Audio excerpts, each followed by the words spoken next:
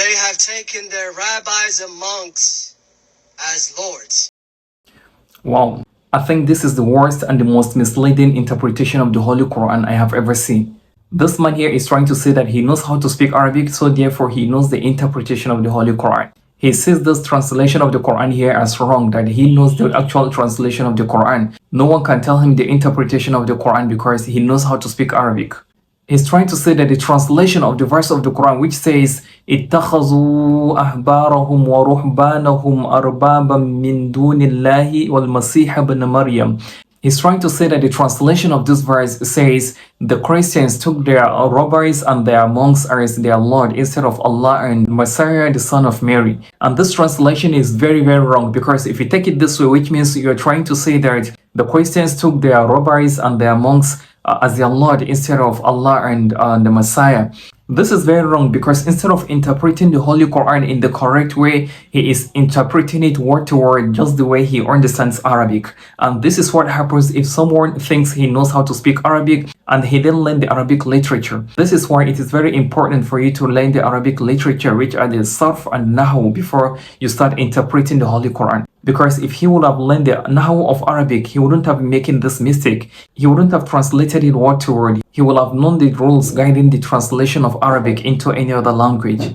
Now, let me give you a little lecture concerning the reason why he was very wrong in the interpretation of this verse. Let's see the rules guiding the interpretation of this verse of the Quran. If you take a look at this verse very carefully, you will find out that all the object of the verb, which is اتخذوا, that means the Christians took. The object of this verb are ahbarahum and waruhbanahum.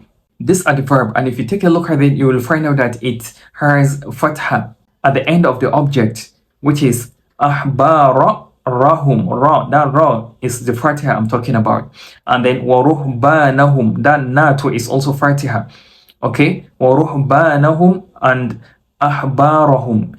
That means they took their rabbis and then their monk. The reason why it came with fatha is because of the ittakhazu, the verb there.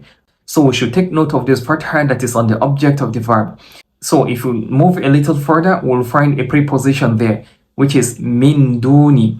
Okay, and we also have the object of the preposition, which is Allah, lahi min dunillahi. All object of a preposition always comes with kasra. If it comes with any other one aside this kasra, it means it is not an object of the preposition. So if we look at it here, we'll find out that Allah's name comes with kasra, which is dunillahi, Allahi. The he there means it is an object of the preposition, which is min. So if we look at the next word after Allah's name, we will see wal masiha.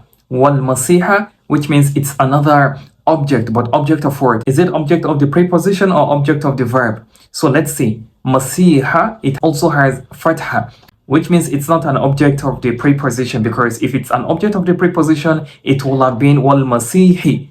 So since it is masiha, which means it's not an object of the preposition, because it's masiha. Masiha, it has fatha. So therefore, it's an object of the verb because of the fatha there. Masiha bin Maryama. So if you look at it, you will see that it has fatha, just like how the rabbis and the monks has fatha. Ahbarahum wa ruhbanahum. It has fatha, fatha, fatha, which means they are together. It doesn't matter if it comes towards the end or it comes at the beginning. That's how Arabic is. The Arabic words must not be arranged in its order. An object of a verb can come at the end or it can come at the beginning. What really matters here is what comes at the end of the harf. Is it fatha, is it kasra, is it dhamma? And that's how you will know what the person is trying to say or what the Quran is talking about. If it's fatha, it's an object of the verb, and if it's kasra, it's an object of the preposition.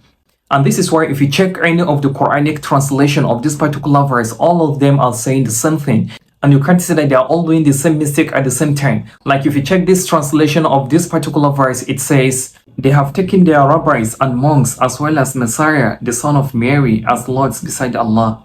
So you see, it never says they have taken their rabbis and monks as their lords beside Allah and Messiah, the son of Mary, because that is very, very wrong. It is not like that. And this is because the Messiah has fatha. That means it belongs to the object of the verb. That is why the correct translation of this verse is they took their rabbis and their monks as well as the Messiah, the son of Mary, as their Lord instead of Allah subhanahu wa ta'ala. Assalamu alaikum wa rahmatullah.